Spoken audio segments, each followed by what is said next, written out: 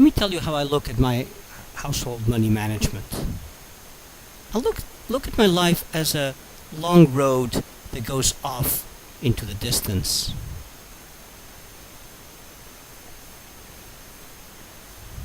And on this road, I can visualize some goals that I have. These are the things that I want to buy, the payments I know I need to make. These goals I can represent by circles whose diameter represents the size of the things that I want to buy or pay. And its position on the road represents how far out in time or how imminent the goal is. So out here in the near end, I'm fairly clear on what I need to pay for, because these represent my routine goals.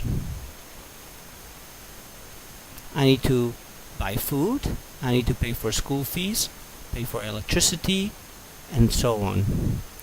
These payments are routine, they kind of fit on a clear timeline, so I'm going to represent them here as fitting into a calendar.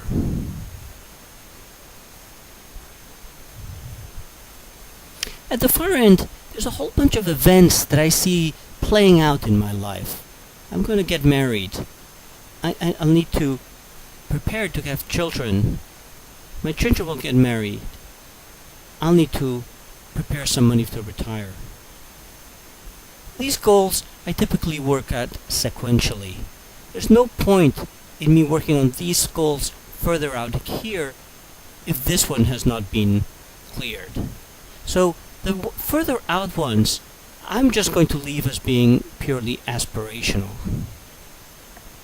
I know I'll have to deal with them, but not just yet. In between here, there are things that I would like to buy, but I haven't really decided which ones I will buy. I like a motorcycle. I need a wheelbarrow for work. I want to buy a TV and a fridge, and so on. Now, these are clear goals in the sense of these are things I would like, but it's not necessarily that I've decided that I'm going to get them, because for the time being, I kind of lump them together and think of them as categories of goals. Here's a category of goals. I haven't really quite decided whether I'm going to go for the bicycle, the fridge, or the TV. I maintain it as a fuzzy goal, meaning I set money aside against this collection of goals, and then I'll figure out exactly which ones I buy. I might set a different fuzzy goal with these things further out here that have to do more with life cycle events.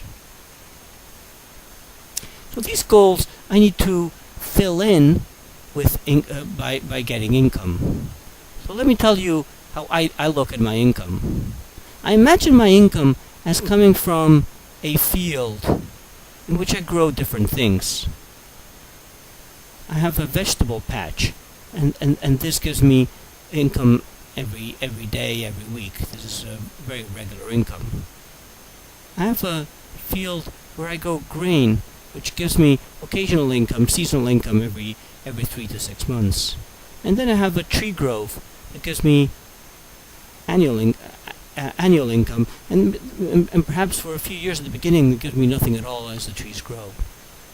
So I need to be very clear and very careful to understand how frequent the money that I get is. So let's say that this much is regular, daily, weekly, monthly. This much is occasional, and this much is annual.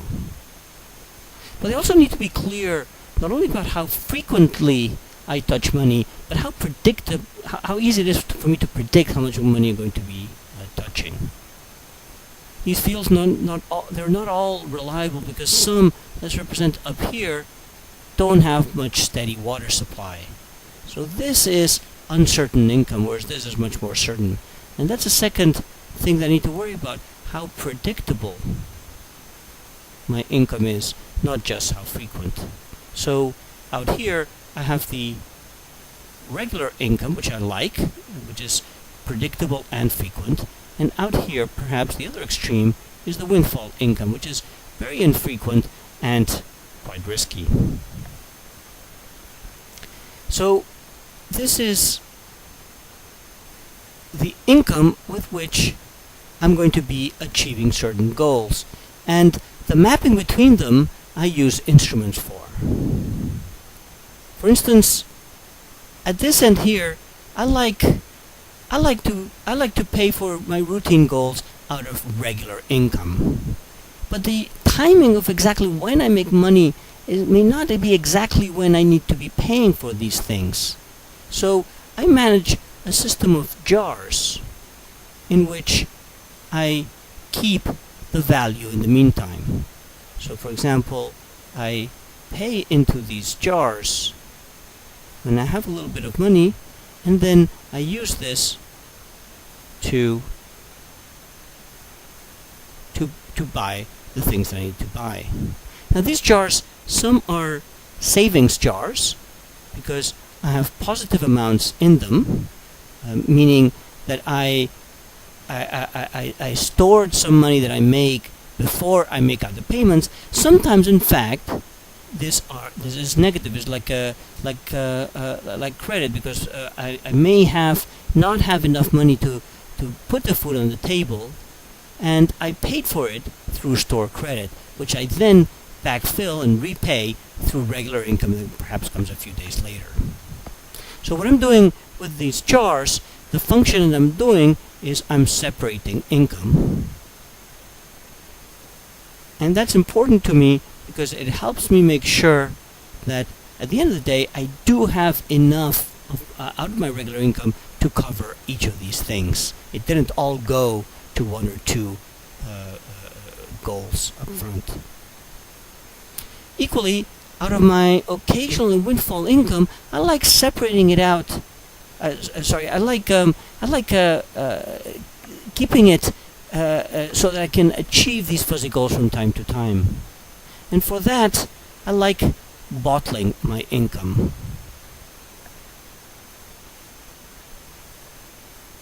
I buy assets that store value until the day when I can buy these things here. So against this collection of one-off smaller items here, I might store the value in the form of gold. So out of my occasional and windfall income, whenever I touch that money, I buy goats, which eventually I'm going to assign to buy one of these goals. For this collection of fuzzy goals here, which are more longer term, perhaps more life cycle driven, I like keeping that money in jewels. So I'll assign some of this money, occasional and windfall income, into jewels, and then I'm going to use that to buy the goals. Now it would be quite a coincidence if my regular income all the time was exactly what I need to meet my routine goals. That doesn't always happen. Sometimes I have not enough regular income, in which I need to somehow tap into my occasional and windfall income to pay for these routine goals. But that makes me very uncomfortable to be living on a daily basis out of non-regular income. Equally, sometimes I have more regular income that I need to cover routine goals, and this extra income is at risk of being misspent because I don't have something I'm going to do that I feel I need to do with that income. So what I like doing is converting regular into windfall income, or vice versa as required, depending on how much money I'm making of each kind. So for example, if I'm not making enough regular income to meet the routine goals, I might take this income, any windfall and occasional income that I have, to buy a cow. And this cow then helps produce more regular income in the form of milk. Conversely, if I have more regular income than I really need to cover the routine goals, I'm going to set some of it aside in a lockbox or participating in a Rosca. I siphon up some regular income, which then from time to time produces occasional income when I empty the lockbox or when I collect on the Rosca. So what I'm doing here is I'm shaping income through these assets. So you see that the instruments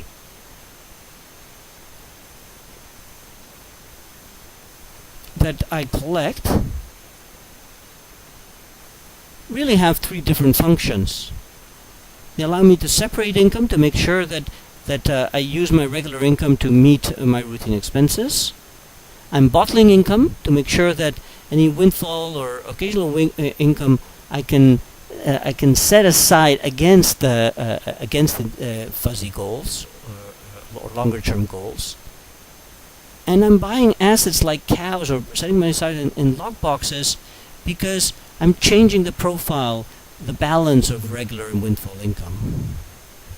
But I'm asking all of these assets, the jewels, the goats, the jars, the lockbox, and the cow, to do one more thing in addition. They're doing double duty because they also need to be buffers. Buffers in case some shock happens in my life, some adverse health problem in the family, or I lose a big source of income for a while. I need to be able to tap into all that value to survive. So I'm going to be carefully selecting which of these assets I buy, not only based on which are most appropriate for that purpose, but also based on which ones I can liquefy if I need to. But of course, that's a relative. It's a delicate balance because I want these assets to be not easily rateable, so that I don't dip into them if just on a whim, but they need to be liquefiable. A jewel, for example, meets this objective. I'm not really going to be selling jewels for short-term temptations, but if I need to get liquidity out of them, I can pawn them.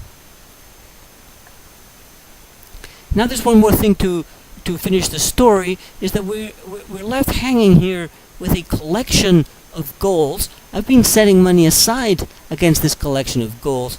When do the goals actually get met? And that's a process which we can call individualizing a goal. That's when I feel like, okay, let's now extract this goal out of here because that's the one out of this pool that I really want. I'm individualizing that goal, and I can do that in two ways. One, if I feel like I have enough goats, I can start feeling like, well, I can take this goal out and making a goal out in its own right, and now I can mentally split the pool of goals, and this pool of goals goes against this goal. This pool of goats goes against this goal. The other thing I can do is, if I feel like I have enough regular income, instead of dipping into the goals to achieve this this goal, what I can do is I can routinize the goal.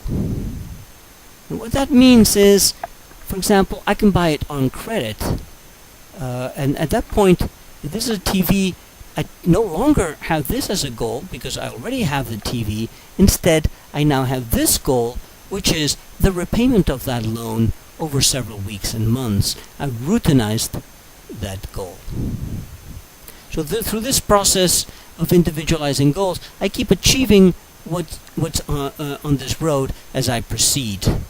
And I individualize goals based on my capacity to meet them, which is either because I have enough assets that I've set aside against that collection of goals that can start really achieving some of them, or because I have enough regular income that I can routinize, I can advance the achievement of those goals by buying them on debt.